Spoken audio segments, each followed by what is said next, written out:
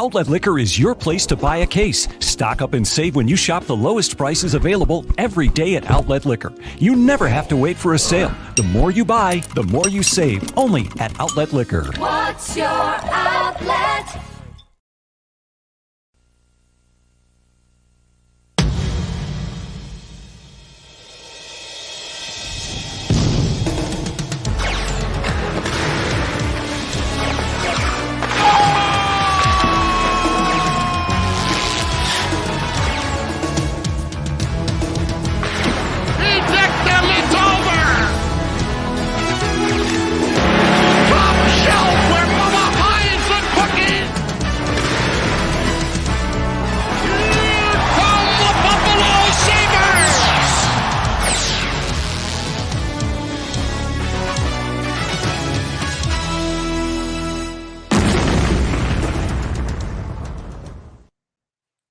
Welcome to another edition of I'll Hang Up and Listen. Everybody, I am Duane, the host of Two Goalies, One Mic, coming at you live here late at 12:10 in the morning, 12:10 on Wednesday morning. Sorry for getting out here as late as I did. Ran into some hiccups, but I did say I was going to go live, so I wanted to make sure I go live. For those of you who stuck around, thank you. I appreciate it. Big win tonight for the Buffalo Sabres. Fourth in a row. Second on the road trip against the St. Louis Blues, a game where they were completely hot, jumped right out of the gates, quick 3-0 lead, quickly turned that into 4-0 to start the second period, and slowly but surely allowed St. Louis to kind of creep their way back in. And we all know how bad Buffalo has been this season when it comes to protecting leads. Well, that didn't happen this time. They were able to close it out with an empty net goal from Dylan Cousins, 5-3, and just a delight because I am not a fan of Jordan Binnington. So anytime we can really stick it to him is a good night, in my opinion, as a Sabres fan. Not as good as being the Leafs, but always a good time when you can really ruin that guy's night. So with that being said, Sabres win 5-3. Another all-star performance from Tage Thompson. Tage had three points on the night. And honestly, people have kind of said he's been a little bit on a slump as of late. I tend to disagree. Yeah, maybe sometimes the puck isn't always going to hit the back of the net for him. But that guy just does things almost every time he's out on the ice that is just insanely athletic and insanely elite.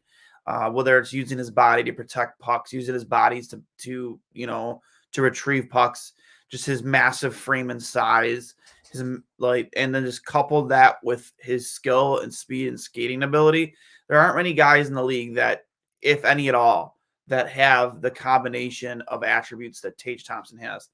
And just his ability to, put that all together every single night and put on the performance he does every single night. It's gotten to the point here in Buffalo where everything he does, it's just not surprising anymore. It's not, when he makes one of these kind of jaw-dropping plays where he's stick handling through traffic, finding somebody on the somebody back door, or himself off a pass from Alex Tuck where toe drag patience, waits for the goalie, pulls the goalie out of position and puts it at the back. It's just not even surprising anymore for us because we've been seeing it so often. It's just oh, holy shit, great, unbelievable play, unbelievable goal from Tage Thompson.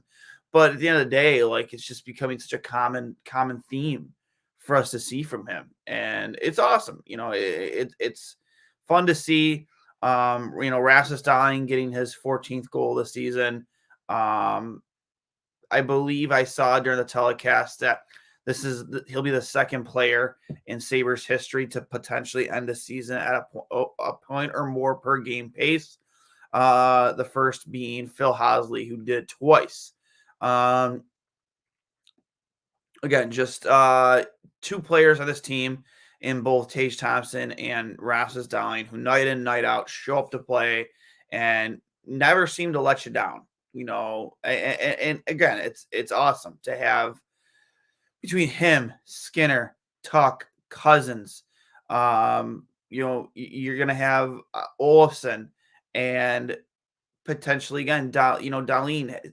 We have potentially 6 20 goal scorers on this team, and then potentially, if all these players keep up the pace that they're playing at, you could have 4 to 5 30 goal scorers. Remember, we used to struggle just to have 1 goal scorer. We might have 4 or 5. That's nuts. That's absolutely nuts. Insane. So, to go over the box score here real quick, Tage Thompson with a goal and 2 assists. Jeff Skinner with 2 points with a goal and assist. On a goal assist to Alex Tuck, who again, I believe now is up to. Let's take a look at his stat line for the season.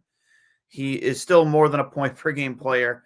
51 points in 46 games. And as a Sabre, which this has been absolutely insane, 91 points. Actually, it might be more now after today.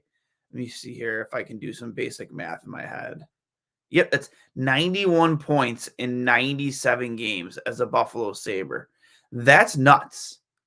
And I tweeted it out earlier too about this. And it's always fun to take a jab at him whenever we have the opportunity. But Jack Eichel only has, I say only, it's nothing, but only has 59 points in 69 games. He hasn't stayed healthy.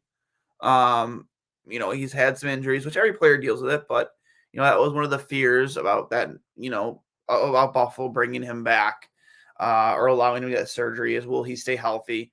Again, Alex Tuck has proven, even after the shoulder surgery that he had, that kept him out for, most of last season or half of last season, actually. He's proven that he can stay healthy and has done so. And has produced at almost a point per game place since coming to the Buffalo Sabres, and at more than a point per game place this season alone. So, a couple clicks for him because he's just been a breath of fresh air on and off the ice, because you can just tell that, he's a voice that's listened to in the locker room. He's a guy that, just like Darlene, the players tend to generate towards. And that's something that's just been missing from Buffalo for a very, very, very long time. And excited to have it back. So just to go over the rest of that box score real quick here. Again, Alex Tuck with a goal and assist. Cousins with a goal, the last goal on the empty net. Yoki Haru getting on the board with an assist. Okposo with an assist. Paterka with a great pass.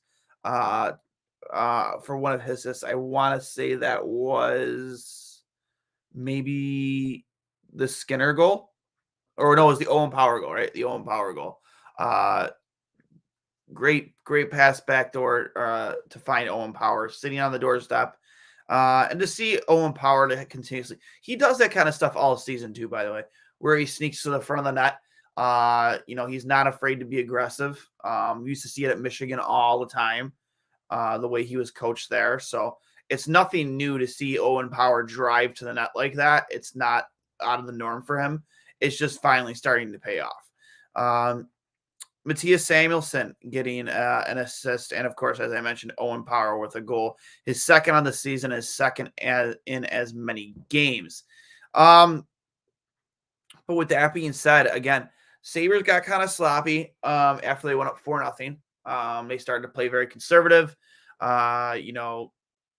maybe even taking too many chances. Not like the fact they were trying to play on their heels and protect a 4-goal lead. They just got kind of sloppy. We're giving pucks away and just allowing the Blues to get back into it, which again, they tend to have done this season. They've given up a lot of especially 2-goal leads this year, and allowed teams to get back into it, either win, force overtime, or just make games a lot more interesting than they should have been. For the Blues tonight, Falk with 2 assists, Torrey Krug with 2 assists, Barbashev with a goal, Jordan Kyrou with a goal. I love Jordan Kyrou too, by the way. Very fun player to watch. Nick Leddy with an assist, Saad with an assist, Braden Shen with a goal, and then Jordan Bennington with 26 saves on 30 shots against. Also forgot to shout out UPL with 25 saves on 28 shots for an 893 save percentage tonight. 3 goals against. Yeah. Ugh, excuse me, guys. I apologize. But again, another outstanding performance from UPL. The other night, Craig Anderson gave, or the other night, sorry, yes, the night before, Craig Anderson giving them a fantastic performance. Your goaltenders are performing, very well, and it's gonna. I don't know how the goalie situation is gonna pan out a week or 2 weeks from now. Right now, it kind of seems that Eric Comrie is on the outside looking in of this three goalie rotation. He's really got to do his best to play himself back into the rotation whenever Don Granato gives him another opportunity, whenever that might be. So we got some comments here in the peanut gallery. Duane, where you at, dude? Sorry for the late show. I was a little bit late tonight. Some technical difficulties, but glad we can get on. I promised you guys I would come on tonight, and I am a man of my word. We are not completely back yet. Still need to learn to keep the foot on the gas. 100% agree, Matt. Again, you can't, and it's not like they were just not trying to be aggressive. They were just getting sloppy. Lots of giveaways, lots of lost puck battles, especially in the neutral zone, for sure. Owen Power has 2 goals in the last 2 games. Go Sabres. You're absolutely right, bud. Got his first goal and then kept it going. First goal of the season and kept it going tonight. Just remember Jack Eichel screwed Jack Eichel. He did. So, and happy to see it. Who doesn't? So, next on the schedule, I believe their next game would be. I mean, technically today is Friday, so I want to say tomorrow against the. Let's take a look. I think it's like a 4-game road trip for the Sabres. And I want to say they have the Jets. That's correct. The Jets tomorrow tomorrow would be Thursday night against the Jets, 8:00 in Winnipeg. One would wonder if that is a game they gave Eric Comrie to get him back into the rotation and to see where his game is at right now. Or do you kind of keep going with the hot hands of your UPL and Comrie? Again, I don't know. We'll see what happens. I tend to just you play Comrie once one of these 2 goalies kind of falters and plays himself out of position. I am like, with us being so close to a wild card position right now, right on the heels of the Pittsburgh Penguins. For me, I'm the type that's, no, let's keep going with the hot hands here. Don't falter from that, don't waver from that, and just keep allowing your 2 goaltenders in this rotation to keep getting you wins, to keep stacking you wins, because again, we are nipping at the heels of the Pittsburgh Penguins right now, and every point matters at this point. So I would just, if it were me, I would wait for one of these 2 guys to really play themselves out of the position, or have a very questionable game before you put Eric Comrie back in that. But that's just my opinion. I could totally see them giving this game to them tomorrow, or technically tomorrow, against the Winnipeg Jets, his former team. But we'll see. And then they play the Wild in Minnesota on Saturday. 9 p.m. game. It's a little Sabres after dark action. And then they come back home next week, February 1st, against the Carolina Hurricanes. And I do know we have a Toronto game really coming, actually not even coming up soon, man. Come on. We gotta wait till the friggin' 21st to get the Maple Leafs. And I don't even we will have them at home though, at least. We will have the Maple Leafs at home. So that's a big deal. I hope that's a goat head night. Because I will 1000% be there.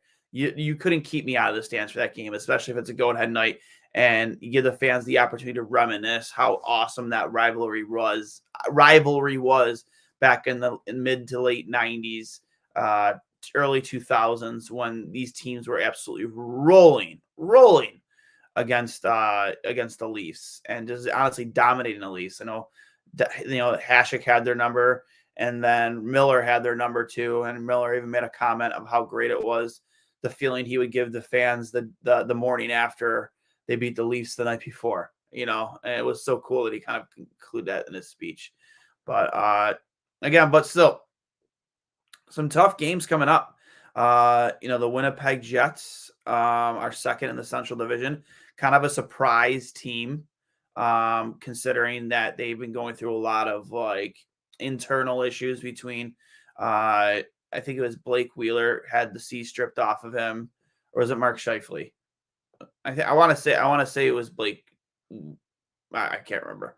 They stripped the captain off of the captaincy off one of the two of them before the season started. There was a lot of question marks about whether this team still had it, what it took, internally, the core players they have to be a playoff contending team this year. Well, they're second in the Central Division right now, so they're really in a good spot. Even though they lost tonight 2-1 to the Winnipeg or to the Nashville Predators.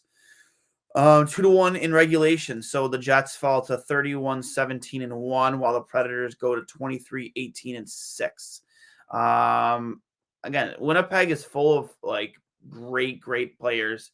I mentioned a couple of them: Mark Scheifele, Blake Wheeler, Kyle Connor, Nikolai Ehlers, and then obviously you have Connor Hellebuck and Nat Ooze, one of the best goaltenders in the world, a guy that anytime you go up against him, it's going to be a low scoring game.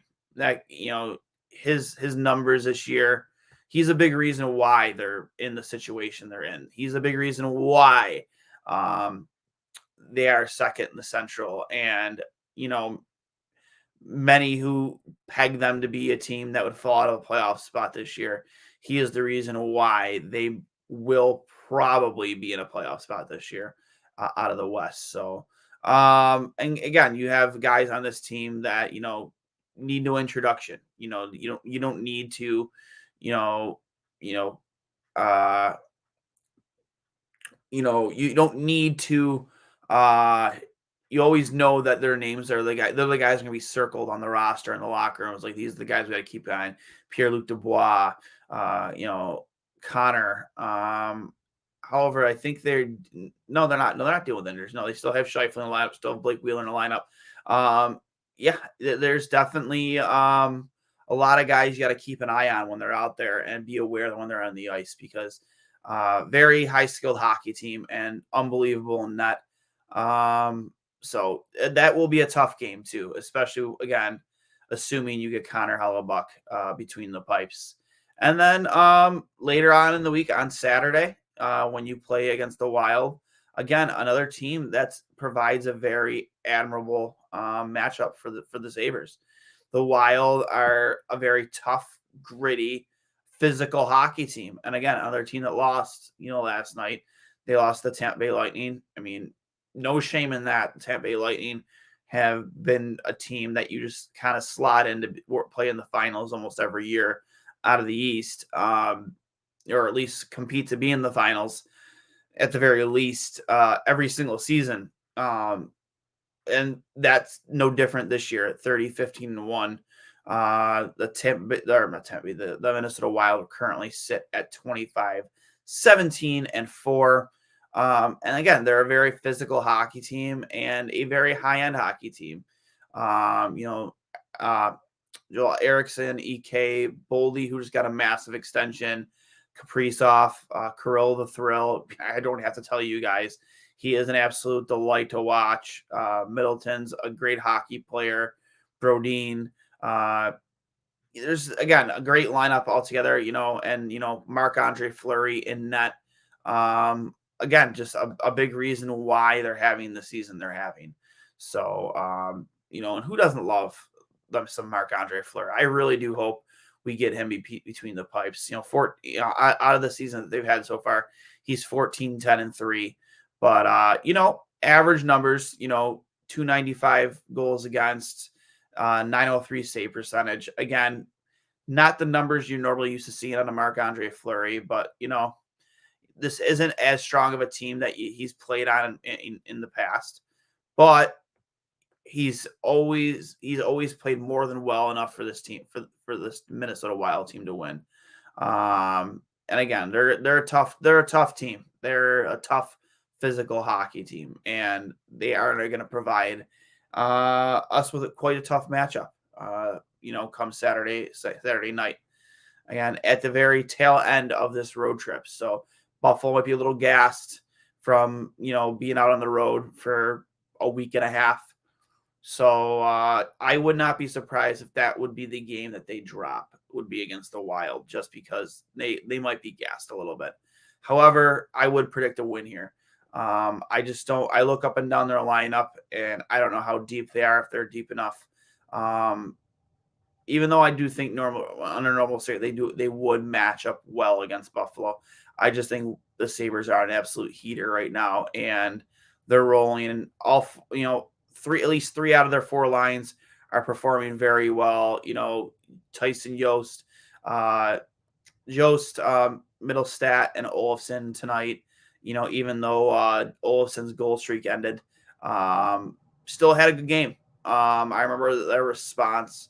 Granado threw them out right after they made it 4-2, and they maintained offensive zone pressure and puck possession in the offensive zone for the better part of 2 minutes. Good response to them cutting the lead in half.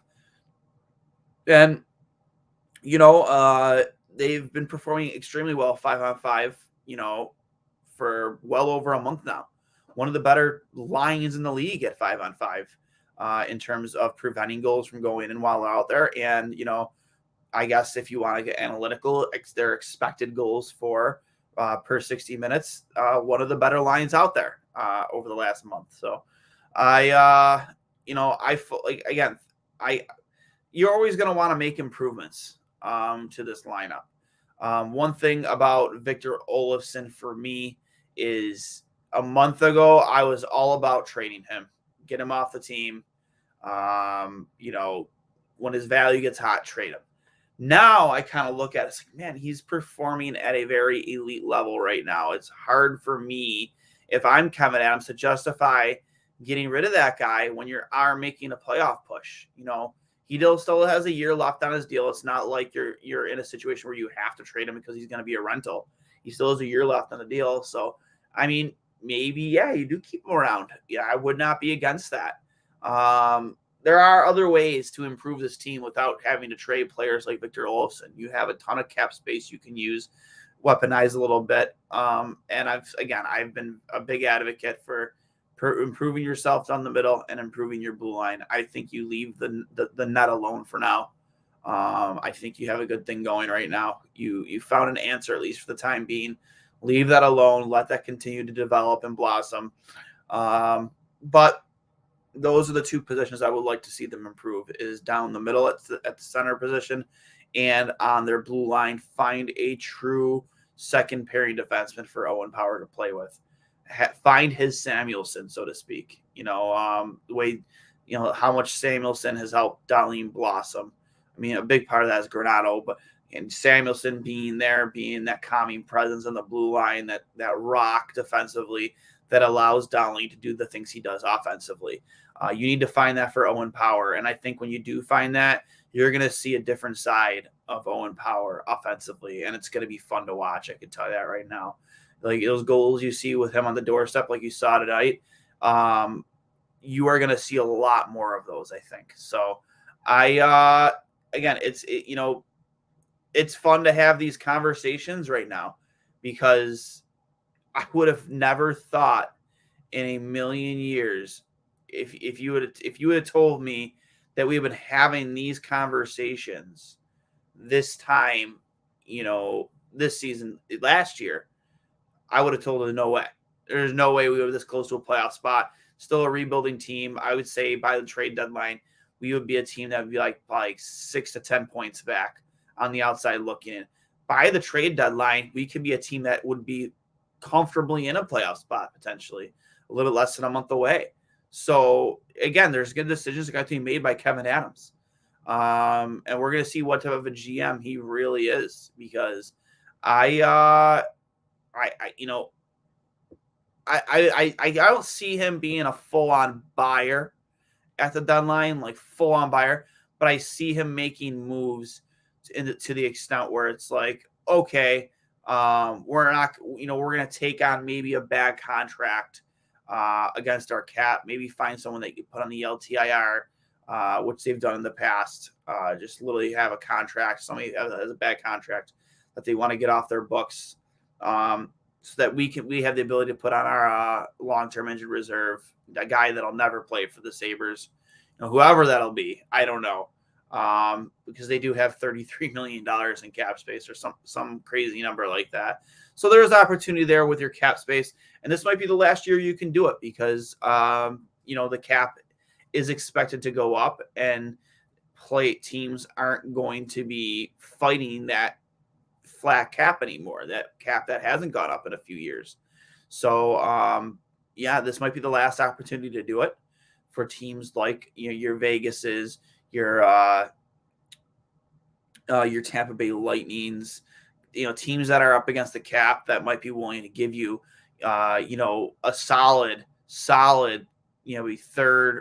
fourth line player that they need to get off their books, or maybe a defenseman that you could slot in ahead of Yoki Haru on your second line, that maybe isn't cracking their top four because they're so stacked, defensively. Who knows who it is?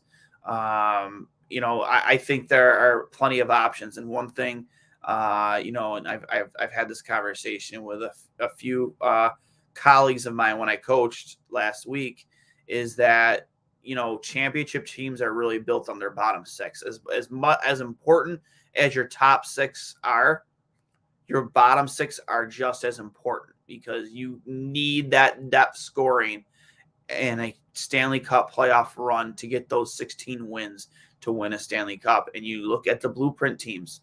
You look at, I'll point to Tampa Bay, guys like Nick Paul, Blake Coleman, Barclay Goodrow, guys that filled roles for them in their bottom six. And for me it was Blake Coleman that one year. I think he's with Calgary now, but he was absolutely dynamite for them that in that one cup run, when they won the Stanley Cup. Obviously not last year, before that. He was huge for them. He was a big reason.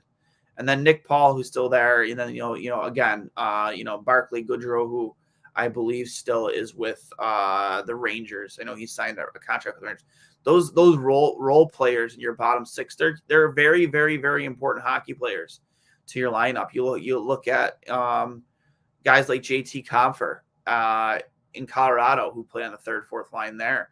Guys who fill a huge hole, play a role in the bottom six and produce and provide that depth scoring. So it's not always so top heavy.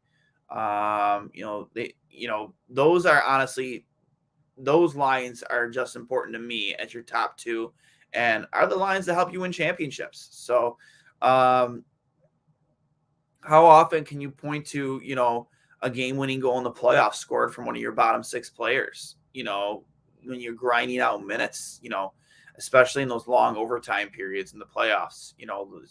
Those games are an absolute grind, and the schedule in the playoffs is an absolute grind. And that's when teams tend to lean so heavy on rolling four lines, because you almost have to in a playoff run with how the schedule can be.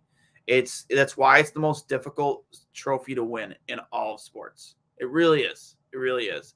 And that's why it's such a glorious looking trophy. So I'll obviously replay this again tomorrow, technically this morning, maybe around 8 a.m. Again, I don't want to, keep your guys' ear for too late here. But again, Sabres on a 4-game winning streak, and couldn't have so many good things, especially off such a depressing weekend. You see the Bills season end, especially the way it did. And the Sabres have been like a very good pick-me-up for the community.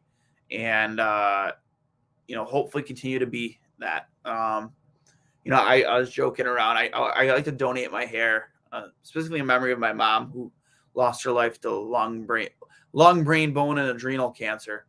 Back when I was 21 years old. I'm 35 now. But I was joking. It's like, yeah, if the Sabres make the playoffs, I'll cut my hair. But that's not really saying much, because it is pretty long, and I probably plan on cutting it anyway soon, regardless. But yeah, I'll probably cut my hair if they make the playoffs and donate it. So let's make the playoffs because I'm excited for that. I want to do that. So and I again, this is just a fun and exciting team to watch, and I love watching Tage. I love watching that top line every single. I think they're the most dominant line in hockey right now. They're seemingly unstoppable, and it's nice to finally get the goaltending that we've been looking for years. So you don't feel rushed when it's time, when Devin Levi finally signs at the end of the season, and you don't feel rushed like you have to bring the guy in and start him games and get a good look at him. You can allow him to flourish down in Rochester and develop at the pro level. And you have a guy like UPL who, at least for the time being, can be the guy along with Craig Anderson and or Eric Comrie. However that rotation seems to play out, we will see. And then, at the trade deadline here, a little like less than a month away, just exciting to think of the potential of being a buyer for once. And what that means and how Kevin Adams will play, because this is a situation he hasn't been in yet. He has not been a buyer at the deadline yet. So we'll see what happens, because you have used all of your first round draft picks over the last 3 years. You've had 5 first round draft picks in the last 2 years. Noah Ostlund, Matthew Savoy, Yuri Kulik, Isaac Rosine, and then obviously Owen Power at first overall.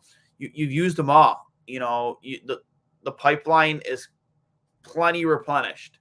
So with that being said, do you start trading either A, some of your assets, or B, draft picks, high-end draft picks, to make your team better now? And are you in the position to buy a rental, or are you in the position to look for players that are either A, going to sign and trade, or B, or trade and then re-sign immediately, or B, are you looking for players with still term left on their contracts, which would cost you a little bit more? That's why I think, not just because of the season he's having, any team that would want Victor Olofsson would cost him a little bit more because he does have term left on his contract. And for, the amount of goals he's scoring, it's a team-friendly deal. So, and especially in a sport where Buffalo might be even inclined to retain salary in that deal, that's why it would cost you a pretty penny for Victor Olofsson. Because if you're getting a guy who at the deadline can very well be knocking on the door of 30 goals, and you're having us retain half his salary, that's going to cost you a pretty penny. Or, help us fill more holes that we currently have on our roster. We have some more comments here in the peanut gallery. UPL looks shaky. Upper glove side is his kryptonite. I don't know about that. He had a couple nice glove saves tonight, but again, I didn't notice it too much. But again, it's not. I don't think it's like a consistent thing in his game. Caleb Kurtz, fellow goaltender. UPL just wins. Very happy. Might not always be clean, but he wins. Yeah, I agree. He lets stinkers in. He does. We used to call, well, not me. I never called him this, but fans used to call Ryan Miller Mr. Softy. Trust me, UPL is no different. He's going to let stinkers in, 100%.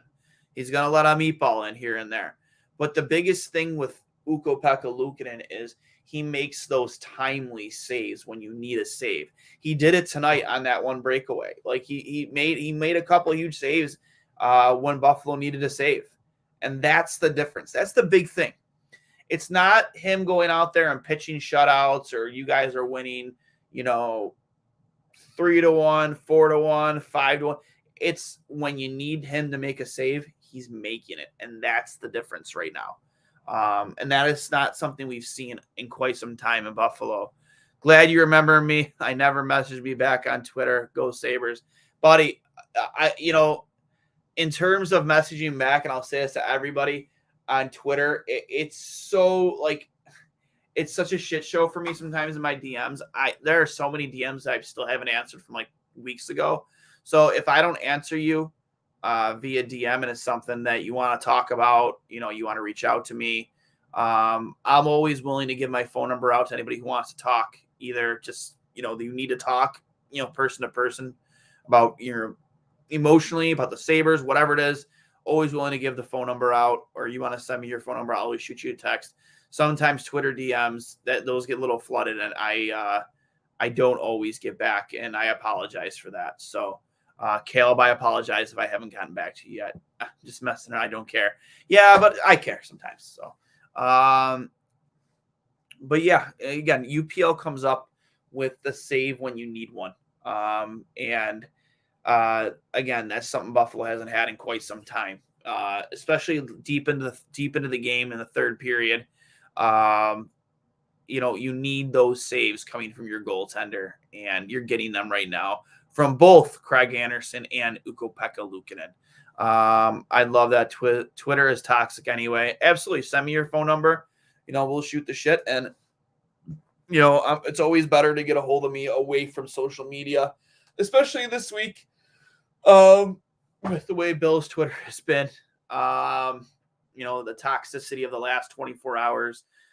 Fuck Eli Apple, by the way. Anybody who wants to defend his behavior right now on Twitter, I mean, I don't know how far your head is up your own ass, but, get it out of there, because if anybody thinks that tweet he sent about, he Cancun on 3, it's a saying in basketball. Yeah, I totally understand that. But Eli Apple, and you can search it yourself, he has never tweeted that saying before now. And it just so happens the number 3, which is DeMar Hamlin's number, coupled with him tweeting out that heart emoji, which he is also, in the history of him having Twitter, he has never tweeted that emoji before that tweet. So he has never tweeted both of those things. And he tweeted them together barely a week and a half removed from what happened to DeMar Hamlin, right in front of him. So if anybody has their head so far up their own ass, or doesn't have the ability to use enough critical thinking to know that he did that intentionally, throwing a shot or shade at DeMar Hamlin and the Bills, I don't know what to tell you, man. Get your head out of the sand. You have an asshole on your football team. He's an asshole. He's been an asshole anywhere he's played. He's an asshole in New York. He was an asshole in New Orleans. He was an asshole. I want to say he was in Carolina. He's been called a cancer in multiple locker rooms. I don't know. And he gets burned out there for you guys too. So I don't know. I don't know what to tell you if you actually want to give that guy of all guys the benefit of the doubt. He's a piece of shit. He is an absolute piece of shit. So, and I hope somebody slaps the shit out of him next year. Honest to God, I hope we're pumping them by 3 scores. And then somebody, I don't condone this kind of stuff, but if he's even on the Bengals team, he might not even be on the team because he sucks. He's one of the worst starting corners in the league. So I wouldn't be surprised if he's not even on the team. So I hope somebody just slaps the shit out of him next year, 100%, because he's an asshole. But again, this is a hockey post-game show. We're talking about fun, exciting things. We're talking about the Buffalo Sabres on a 4-game heater, not about Eli Apple and his antics on Twitter, which is making it a more toxic place. Predictions again, in the comments section, your predictions for the rest of this road trip. Will they pull out wins against both, Winnipeg and the Wild? I think they take all this. I think they do have a clean sweep. I really do. I think that they're just, the way they're playing, the way Granato has them moving their feet, and the energy that they seem to be playing with. If they can get away from the sloppiness for 20 minutes at a time, sometimes that allows these teams to get back into games. They can get away from that and just play full 60 minutes of hockey. I can definitely see them, full on having a sweep on this road trip, which would be huge, because we could be talking about this being a playoff team when they come back home on February 1st against the Carolina Hurricanes. So, and just imagine on February 21st, I believe I said that's what the date was, when the Leafs come to town, that game having playoff seeding implications involved. Imagine that. imagine that game being very, having implications on how you treat the trade deadline. That bring on the Leafs. That's the game I'm looking forward to. Just under a month away. That's the game I have circled on my calendar because I want it so bad, and I want to beat the piss out of the Toronto Maple Leafs. So let's get there. But when we get there, let's be comfortably into a playoff position, and let's be a team that's going to make it very difficult for Kevin Adams to not be a buyer at the deadline, to make sure that this team comfortably goes to the playoffs and breaks an 11-year playoff drought. I'm excited for that opportunity. So with that being said, guys, remember this has been brought to you by Outlet Liquor, the place to buy a case over on Georgia Boulevard on Sabres game night and Sabres game night only, or for your Super Bowl parties.